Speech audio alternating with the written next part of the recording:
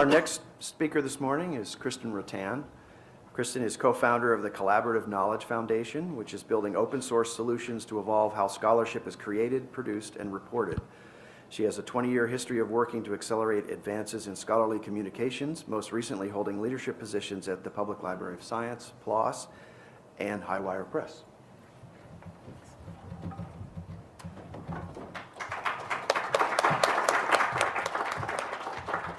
Thank you. Okay. So we launched the Collaborative Knowledge Foundation, Adam Hyde and I, in October of 2015. So we're fairly new.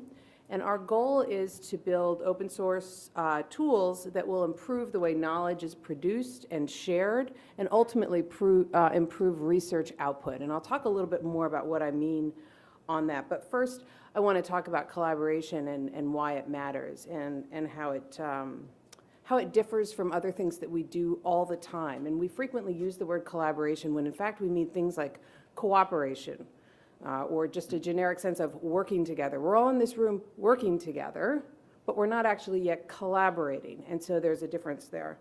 And we've done at the Collaborative Knowledge Foundation a lot of research on this. And in fact, really like the words of John Abley, and if you're interested in this topic, I recommend you look him up on YouTube. He's got some good talks. John Abley founded Boston Scientific, which is, a huge medical device company, and after retiring, he's focused his efforts entirely on fostering collaboration, typically within the sciences, but really across all different fields. And he's created a collaboration center in Canada, and he's writing a book on it. And he says some really interesting things that I think really resonate as we've been thinking about collaboration at CKF. And one of the things he talks about is it's actually really, really difficult to get to a state of collaboration, that you can get great minds in the same room and you can have a lot of dialogue, but it's very challenging. What he defines as collaboration is creating a great mindset, a completely new mindset. So it means making all those great minds put aside their egos, put aside agendas that they may have had coming in, and actually kind of break through to a new level where they're building something brand new together as a group. And that's actually really challenging to do. And it's something that we consider a lot because we want to not only build collaborative tools that help with knowledge production, with scholarly communication and research, but to actually create collaboration and infuse it throughout the process. So I'm going to speak on collaboration at 3 levels. One is how do we infuse actual research communication with collaboration. The second is how we at CKF are using collaboration internally to design our products. And then finally, just briefly, what would collaboration mean in the publishing industry and across the publishing industry? So we'll start with what we hope our tools will do in terms of infusing collaboration in knowledge production. And we use the phrase knowledge production more frequently than scholarly communication, in part because we are building tools that are fairly content agnostic, meaning they could be used for journals and books, but also for other kinds of knowledge production, documentation, and things like that. But typically today, I come more from a journals world, so I tend to start there. What we're doing today is not really collaboration. Authoring and peer review tends to be done, most of it in isolation, using proprietary tools, which while they are on a computer are not online. And the products, while they are in a digital format, are not truly digitally native. These get shuffled around, often via email, and we have systems that track all of that work, but they're really tracking a lot of offline activity. And so that's just, it's really been that way from the beginning, from when journals first started to go online, and we haven't evolved that much. And so if you look at the way things are being done on the web in general now, there's a lot more collaborative space happening. There are a lot of places where people are actually working together in a real-time way, doing concurrent work, and that's the kind of space that we're working on creating for academics, and in terms of both authoring as well as editorial assessment, peer review processes. So we're building tools that enable people to have a series of tasks flexibly assigned to content that is already in a digitally native format for most of the time, that would mean taking a Word document in the authoring stage, converting it to HTML, and then having flexible workflows assigned to it by publishers and by production organizations. And that means that the work, from the time that the authors are able to transfer it either themselves into HTML or a publisher transfers it into HTML, it's HTML first and HTML through the entire way. At any point along the way, that can be converted back to Word, out to PDF, EPUB, or XML. But the goal here is to foster collaboration around the content. Now, many of us use Google Docs, and we're familiar with how that works, and it's great in a lot of ways because you're actually doing real-time concurrent editing with other people, and the system's tracking and logging all of that. But Google Docs is a generic tool, and what we're doing is built specifically to understand and respect scholarly content, which has a lot sort of more complex needs in regard to data, figures, references, etc. Our goal here is to really transform the output. So right now, the output for most scholarly publishing is still a fairly static output. And while, again, the content will be in an HTML format on a website, it really reflects what we all did in the print days, those of us who are old enough to remember them, which is really reflected in the way a PDF looks. And it's fairly static. It's a flat file. You really can't get at the data or the methods or the materials or any of the ingredients into that document from the document itself. And so, it's great to listen to Alice talk about ORCID, because the key to creating a dynamic and networked research output is to be able to tie these things together using things like identifiers so that you can actually link the data set that went into creating that article with the article over time. And if the data set changes, the article can change. And you can version that, and you can understand how those versions interact with each other. And the same goes for everything that goes into it, including people. And so having the ORCIDs attached to the people that both created the work, reviewed the work, have commented on the work, or have reused the work means that you are creating a network effect over time, and you're able to track how that evolves over the life cycle of the work and the body of the work. And so one of the things that we're doing as we sit there and take Word documents and turn them into HTML and enable interesting and flexible workflows around them is also try to tie them to all of the objects that went into creating them, as well as the objects that get tied to them over time, the reviews that are happening on them, the comments or annotations that are done later. And so, in effect, you really have a cloud. A body of work becomes a cloud of all of these interconnected research objects, and that is something that can evolve over time. And it's a really different construct to think about the publication as that. It becomes less of a single point in time, a snapshot of work, and more of a reflection of the ongoing work.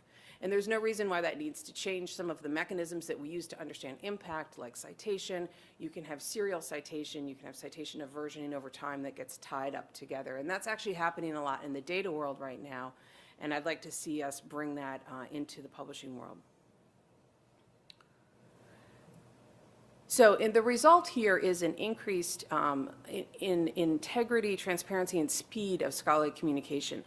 Integrity, because if you are understanding all of the elements that went into this sort of more living, evolving publication, it's easier to reproduce it. And that's something that I think we'd all like to see happen.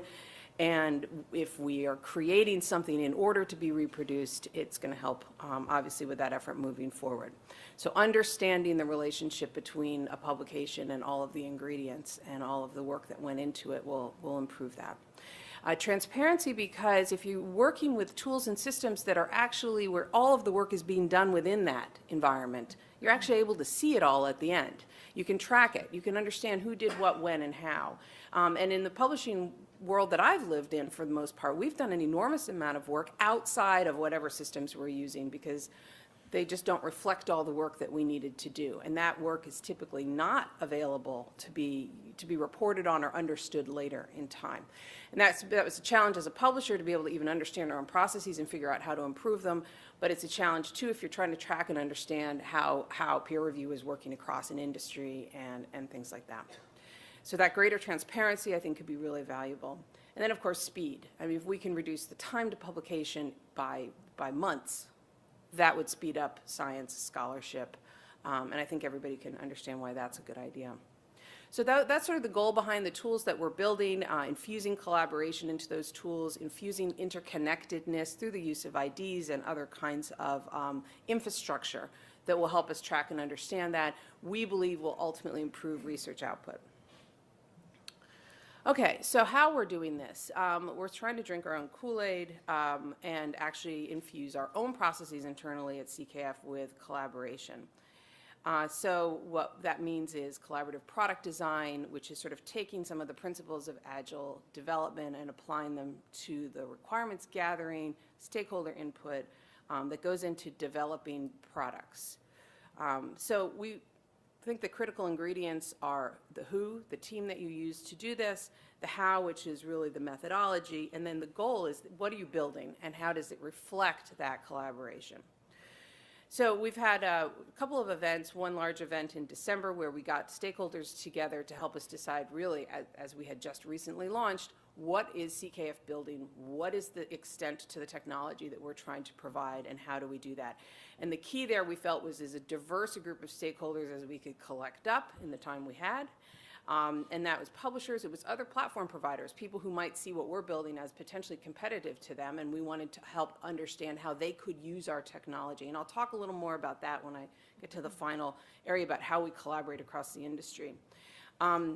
But the idea really was to get everybody from publishers and researchers and archiving organizations and accessibility organizations in the same room to have those conversations. Facilitation, the methodology for this, and this is something that John Abley also speaks a lot about. You can't just get a great minds in the room and expect them to figure it out. You have to carefully facilitate the activity. And that means drawing out the opinions of everybody in the room at the same time, making all voices heard, and really understanding that as someone who leads that facilitation, you are not to be the loudest voice in the room. In fact, you should say very little. You should sit back and cede control to the group. And it's a fascinating process that I've only really just become introduced to, true facilitation in terms of creating that great new mindset of collaboration. And then finally, what are we building and how does it reflect that process? And the goal for us is to build a product that others can build on. So we're not trying to, people have asked, when will your platform be done? Well, we're not actually building a platform and it will never be done. Because the minute technology is done, it becomes obsolete within seconds. Like the clock starts ticking the minute you say, okay, it's done, because everything is changing. And our goal here is to build something that can change. Build something that you can take and do something with it, and you can take and do something with it, and those things will be different, and they will continue to evolve. And I'll talk about that in terms of how open source helps to fuel that. But the goal is to build products that can then be reinvented by those who use it. So that's the collaborative process. And in fact, just to finish on that, we just announced today one of our first partnerships is with the University of California Press and the California Digital Library to build an open source ebooks platform for them. And we'll be using a lot of the components we'll use for journals, but also for books, because there's a lot of fundamental similarities there. And we're going to be using this collaborative process design and tracking it on a website real time so that people can actually watch how that's happening. So we'll see how well that goes. Stay tuned. So what does collaboration look like across an industry? And I think that it is, I loved what you said about collaborating to compete, because I think this industry does do that really well, and I think that there is opportunity to do it on just fundamentally new levels at this point. And it is a great industry because of that, and because you can have diametrically opposed opinions and still be in the same room having a great chat with somebody, or drinking wine at lunch, which I think still happens, actually, Alice. I'm not sure that entirely, in the UK anyway. So what does it look like across an industry? And in a lot of ways, it looks like investing in infrastructure. What is the new level of infrastructure? We invested in Crossref, and then that led to an investment in ORCID. That's a fantastic evolutionary step from one kind of identifier to another. What does it look like to continue that forward? If we were to project forward in time, what are the public utilities that we need in publishing? And I was trying to explain to my mother what I do, which is always challenging on the best days, and it's even more challenging now that I'm doing something new. And I said, look, open source is like creating new public utilities. It's very best. It's essentially saying this thing that used to be something that was very innovative and needed to be very proprietary and very competitive is now more of a public utility, and we should just consider it so and make it so. And I said, think about FedEx and UPS, you know, these shipping companies. What if they had to build the very roads that they were driving on, or the airports that their planes were using? You know, how expensive would it be to ship a package? It would be crazy. They actually share 99% of the infrastructure that they use, and they compete on a very small level of service layer and a brand identity and things like that, which is fantastic. That means that you can ship a package. Amazon is building its business this way. So, I mean, what are the equivalents in what we're doing, and how do we actually change the way we're thinking about what we're doing? Because historically what we've done is just build a lot of very, very expensive silos. And probably that was necessary at the beginning of the web in our industry, but it definitely is not necessary anymore. So here's the suite of technology that we're building, and it's, you know, each actual component is not necessarily something you need to worry about right now. Just think about the idea that it's a component-based architecture. It's not a single monolithic platform that does everything end to end. It's a series of components that can be arranged together to create many different platforms. So one, say, journal publisher might have one set of needs, a book publisher might have another, a platform provider who's building services on this might have a third set of needs, an aggregator a fourth, and some new entity we haven't even thought of would need a different configuration. And those folks can collect up the modules that they need and tie them together, either into our back end or into their own back end, in any configuration that they want. So it's essentially a platform to build platforms rather than trying to be the next platform. And this is why this can be a public utility. It doesn't compete with anything that anybody's already doing. It offers an opportunity to adopt this to do what you're already doing far, far better, faster, and cheaper. So there are really two halves to this. One is a whole environment in which you can ingest, convert, and add value to content. And that's that whole idea of getting it out of proprietary locked formats like Word and into web native formats like HTML, layering IDs on things, semantic enrichment, creating various different opportunities to improve the content. And the other whole half is about facilitating the steps that are required to produce that. So peer review, workflow engines, collaboration, authoring tools, web editing tools, the ability to sort and organize content into tables of contents or collections, and all the different dashboards and interfaces that are needed to do that and administer that work. So those are the two areas that we're focusing on. We're building components, and we're also looking for people who want to build components with us, because this is a community-driven effort, and there's no reason at all that we should be the only ones building these components. So what does that mean for you, for anybody else who's interested in using this? As I mentioned, we're working on a books platform right now. That will take a certain set of those components and arrange them in a certain configuration to do very rapid, low-cost book publishing. We're talking to a couple of journal publishers who are very excited about being able to use all of this, but they say, we don't need this production component, we don't need this web delivery, we've got websites, they're great, we need this other set. So their configuration, the components that they will assemble together will be different. An aggregator that we're talking to is interested just in a few key components just to massively improve how they do their own internal production. These will end up being internally facing tools. They'll plug them into our back end and tie it to some of the tools that they already have.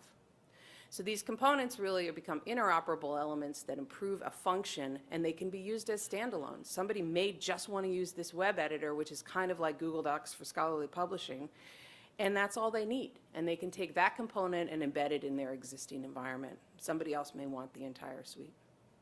So the goal here is to create a lot of flexibility so that we can just reduce the cost and time it takes to innovate. And we're also, as I mentioned, this is a community-driven project. That means that we don't want to be the only ones building these components. We want to create this framework and this concept, and then have others building components. And we have a couple of other technology groups already building components and making sure that they tie into the back end that we're building. Everything ties together with APIs, so they can actually build in a completely different language, and that's okay. And this is the first time I've seen that happen, which is really exciting. Ruby and Python living together, how could it be? But the community-driven components is important because somebody may want to build some completely different kind of authoring environment or web editor that fits their community's needs, or it could be a LaTeX editor, it could be in a different language, it could have very different needs for different subject areas. And they should be able to do that, but then benefit from these other components that sit around that. And so there are great, really exciting and interesting open source projects happening all around the globe right now. People doing interesting conversion projects and new things with content, and they should be actually able to pull together into a single place. So we're already seeing a lot of interest in community-driven built components that could be fit together here. So this decoupled architecture concept is not brand new to us. Both WordPress and Drupal, which are the two largest open source content management systems, are moving to a decoupled architecture. It's becoming a really popular way of thinking about doing things because it doesn't lock you into one big, huge platform that you're stuck with forever and that you can only make minor incremental changes to. It really enables that product flexibility that I spoke to, which is how do you build something that other people can use? And we may kind of, this may get taken in completely new directions, far, far from where we started at CKF. Within years, if we're lucky, that's exactly what we'd like to see happen, and in directions we can't necessarily predict. So that's really what a shared open source set of utilities would look like. It's built and maintained initially by an open source project, but then that hopefully fuels others to do interesting things with it. And why do this? Why would anybody do this? Why wouldn't we just build things and try and earn a lot of money off of them? Well, we're a mission-driven organization trying to transform the industry, and also because there are plenty of opportunities for people to earn lots of money off of these various components. Once you lower foundational costs and you share the utilities, UPS and FedEx can go off and make all the money that they want on those shared utilities. And so it's an opportunity really to improve and increase innovation as well as commercialization upon the technology. So this is that collaborate to compete concept that Alice was referring to. You basically step up a whole level and say this entire foundation is something that we don't need to compete on anymore. It's become kind of a commodity. How do we actually share the cost of that so that we can invest our precious resources in doing something unique with our content, or unique with our processes, or something else that's more specific to the publishing industry, or build our community? So that's basically what I wanted to cover, the concept that we should be creating a brand new mindset in the scholarly publishing industry, thinking about where we really do compete and where we actually can share our resources and pool them. And I look forward to being able to collaborate with all of you. Thank you very much.